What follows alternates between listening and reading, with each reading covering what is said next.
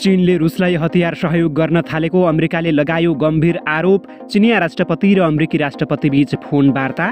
रुसमाथि घृणा फैलाउँदै अमेरिकाले रुस टुक्र्याउन खोजेको रुसका पूर्व राष्ट्रपतिको आरोप। रुस बिनाको संसारको परिकल्पना नगर्न अमेरिकालाई चेतावनी।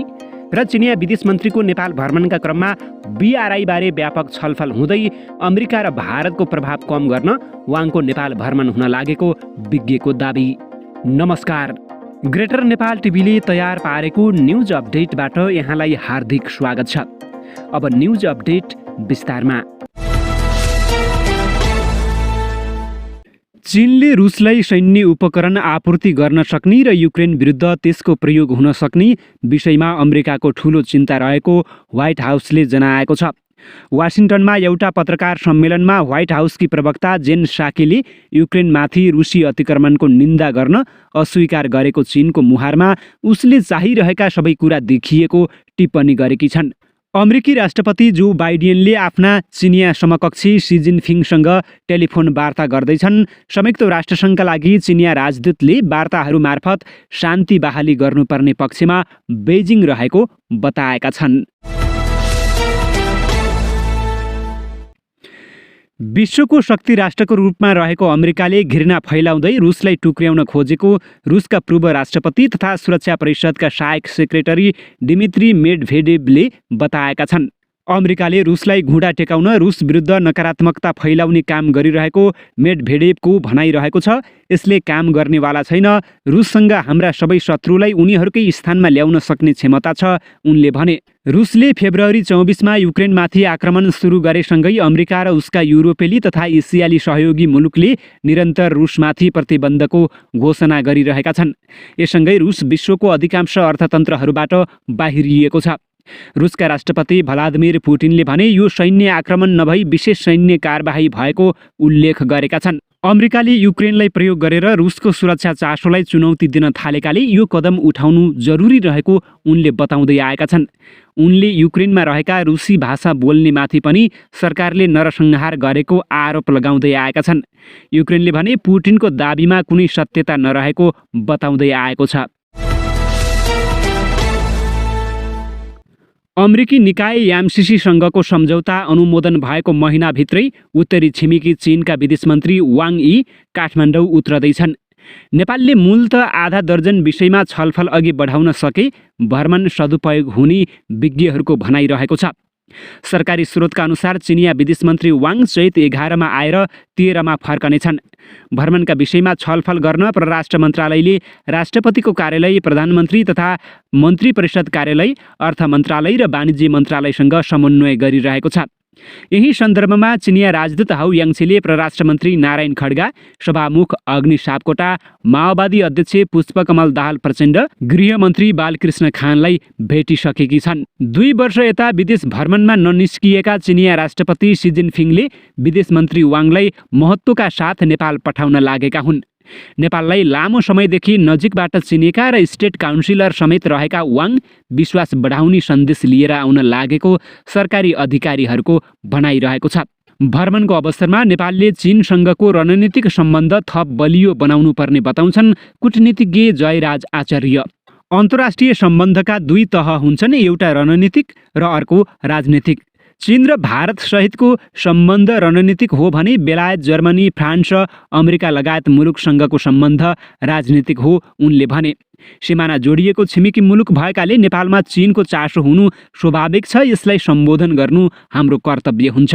राज्य संयन्त्रलाई प्रभावकारी ढङ्गले सदुपयोग गर्न सके दुवै छिमेकीका सुरक्षा चासोलाई सम्बोधन गर्न सकिने आचार्यको भनाइरहेको छ। तर हाम्रो संयन्त्र नै शिथिल भयो भने सम्बोधन गर्न सकिँदैन। 1974मा नेपालले खम्पा विद्रोहलाई शान्त गरिदियो। चीनका सामु हामीले गरेर देखाइदिएको त्यो नजिर छ। त्यसलाई अहिले हामीले भन्न सक्नुपर्छ, हामी त्यस प्रकारको भरपर्दो शक्ति हौँ। त्यसैले तपाईहरूका खास चासो छन् भने भन्नुहोस्, हामी समाधान गर्छौँ भन्न सक्नुपर्छ।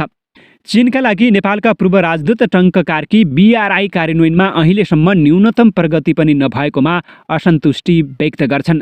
त्यस्तै विश्वको बदलिदो परिस्थितिलाई मध्यनजर गरेर नेपालले रणनीतिक स्वायत्तता अवलम्बन गर्नुपर्छ उनी भन्छन्। असंलग्न परराष्ट्र नीतिलाई अवलम्बन गर्ने र छिमेकीका चासोलाई विशेष प्राथमिकतामा राख्ने विषयमा नेपालले चीनलाई प्रश्न पार्नुपर्छ, त्यो आवश्यक रहेको छ। सन् 2013मा राष्ट्रपति सी सत्तामा आएपछि विश्वकै शक्तिका रूपमा उदाउन खोजेको चीनले belt and road initiative BRI परियोजना अघि बढाएको छ। सन् 2017मा हस्ताक्षर भए पनि कुनै पनि परियोजनामा प्रगति भएको छैन। अमेरिकी पहलको यामसिसी सम्झौता अघि बढ्दै गर्दा BRI पछि परेको सन्दर्भमा चिनिया विदेश मन्त्री नेपाल आउन लागेका हुन्। BRI का लागि नेपालले सुरुमा चीनलाई 35 परियोजना पठाएकोमा पछि त्यसलाई 9 मा सीमित गरिएको थियो, जसमा काठमाडौँ रसुवागढी सडक स्तर उन्नति, काठमाडौँ रसुवागढी रेल परियोजना, गल्छी रसुवागढी 400 kV प्रसारण लाइन, किमाङथाङका हिले सडक निर्माण, मदन भण्डारी प्राविधिक शिक्षालय, तमोर जलविद्युत आयोजना निर्माण लगायत रहेका छन्। तर परराष्ट्र मन्त्रालयका एक अधिकारीले नेपालले हालसम्म BRI परियोजनाकै लागि भनेर प्रष्ट रूपमा चीनलाई सूची नपठाएको बताएका छन्।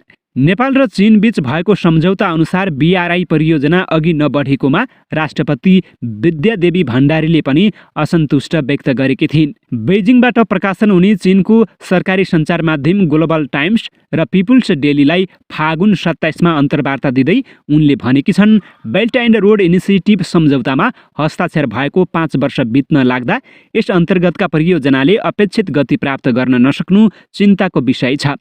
हाम्रा साझा प्रयासबाट यी परियोजनालाई सफल बनाउन आवश्यक रहेको छ।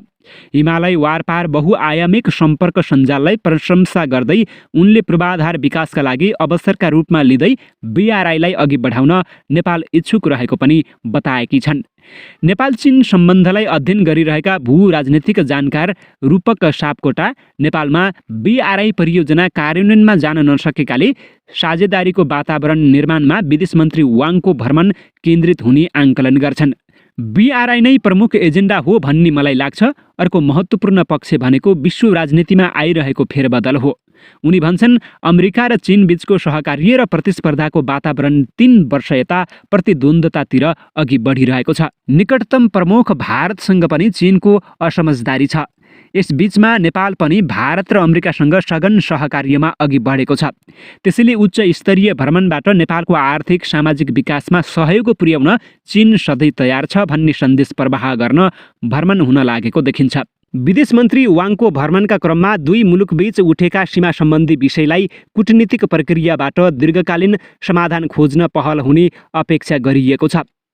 परराष्ट्र मन्त्री खड्गा र चिनिया विदेश मन्त्री वाङ बीच गत कार्तिक 2 मा भएको टेलिफोन वार्तामा सीमा समस्यालाई कूटनीतिक प्रक्रिया मार्फत हल गर्ने समझदारी भएको जनाइएको थियो।